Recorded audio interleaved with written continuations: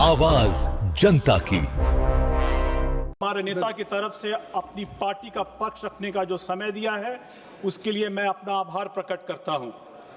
अध्यक्ष महोदय, 25 नवंबर 1949 को जब संविधान सभा में डॉक्टर अंबेडकर ने कहा था कि communism is like a wild fire, तो उन्हें भी पता था कि ये आने वाले समय में जब देश आजाद होगा तो ये कम्युनिस्ट और माओवादी गरीबों को पहले बरगलाएंगे, फिर इस्तेमाल करेंगे और सत्ता का पायदान बनाएंगे। अध्यक्ष महोदय, उन्होंने साथ ही साथ यह भी कहा था कि हमें सामाजिक और आर्थिक उद्देश्यों के लिए संविधान सम्मत कदम को ही उठाना होगा, हमें हिंसा का मार्ग छोड़ना पड़ेगा। एक विचार के रूप में शुरू हुआ यह आंदोलन धीरे धीरे कब गरीबों को बंदूक पकड़ाता चला गया, सिर्फ और सिर्फ इसलिए क्योंकि वो आज इस सदन में बैठ सके, वो बिहार में असेंबली में बैठ सके। हंस रहे हैं माले से आने वाले हमारे माननीय सांसद। मैं उस क्षेत्र से आता हूं जहां से बिहार में ये शुरू हुआ सहार, जहां से मेरी माताजी विधायक होती थी, और किस तरह से जब फरवरी 1992 में जब लालू जी की सरकार में थे ये लोग, और वो 35 भूमिहार समाज के लोगों को 12 नरसंहार में मार दिया गया था, और कॉलिंग अटेंशन के माध्यम से जब उस मुद्दे को उठाना चाहती थी तो हाउस उसको एडजर्न कर दिया गया था। और उस वक्त इनके जो माननीय सांसद हैं पप्पू यादव जी ने धमकी देकर कहा था कि हम तुम्हें बताएंगे तुमने इस मुद्दे को कैसे उठाया। अध्यक्ष महोदय, एक विचार से शुरू हुआ यह आंदोलन उनको बंदूक पकड़ाता चला गया, उनके कारण गांव जले, निर्दोष मारे गए, लोकतंत्र को चुनौती दी गई, 16,000 से अधिक हिंसक घटनाएं हुई, हजारों नागरिक और जवान इसमें शहीद हुए। कांग्रेस की इस पॉलिसी पैरालिसिस, खास करके इस मुद्दे को लेकर के पॉलिसी पैरालिसिस ने इतना विकराल बना दिया कि 2009 में इनके प्रधानमंत्री मनमोहन सिंह जी ने भी इस बात को स्वीकारा कि देश की सबसे बड़ी आंतरिक सुरक्षा है तो वो नक्सलवाद है।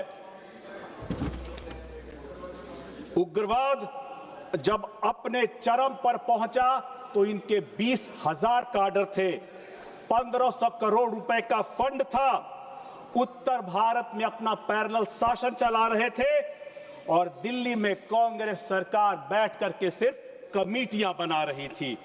अध्यक्ष महोदय, मैं जमुई लोकसभा का प्रतिनिधित्व करता हूं, जहां पर एलडब्ल्यूई आज लगभग खत्म होने की कगार पे है। बिहार में जब 23 जिले इस लाल आतंक के मुट्ठी में थे, तब सासाराम में 100 नक्सलियों ने बीएसएफ के कैंप पर हमला किया।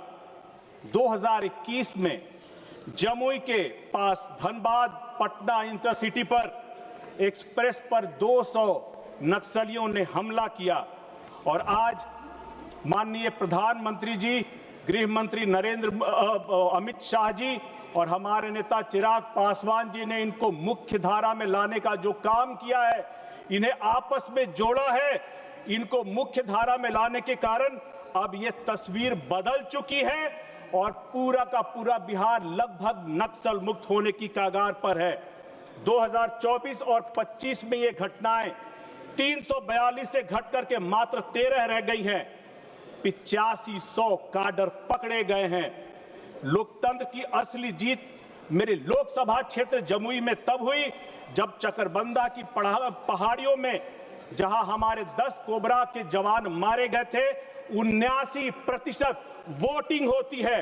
मुंगेर के भीम बांध में जहां हमारे 7 जवान शहीद हुए थे, वहां पूरे 20 साल बाद बूथ लगे और शांति से वोटिंग हुई। अध्यक्ष महोदय, जिन हाथों में कलम नहीं दिए जाते हैं, उन हाथों में बंदूक देना बड़ा आसान होता है।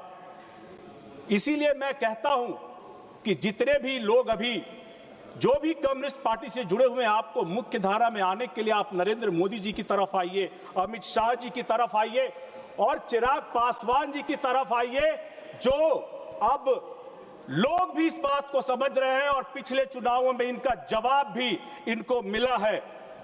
नक्सलवाद ने गरीबों को लाल सलाम तो पकड़ाया, मगर गरीबी से नहीं निकाला। आज यहां पर जो लोग बैठे हुए हैं, ये सिर्फ गरीबों का इस्तेमाल करके ही, आप बताइए सहार से कौन से लोग आए हुए हैं जो यहां बैठे हुए सदन में आपके अलावा? इस बात का जवाब दीजिएगा सोच करके। अध्यक्ष महोदय,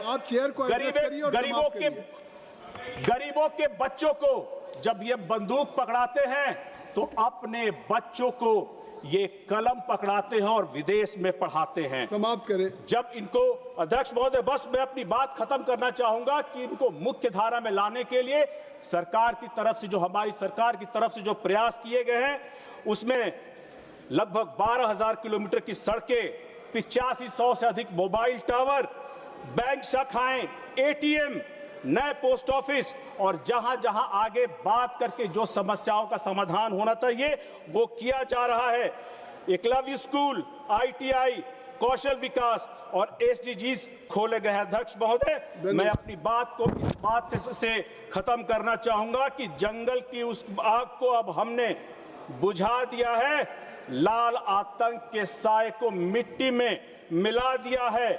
जो गोलियों की भाषा बोल लाल सलाम चिल्लाते थे, लोकतंत्र की शक्ति ने उसका वजूद ही मिटा दिया है। आपने मुझे बोलने का समय दिया। मेरे नेता चिराग पासवान और लोक जनशक्ति पार्टी की तरफ से आपका आभार प्रकट करता हूं। धन्यवाद।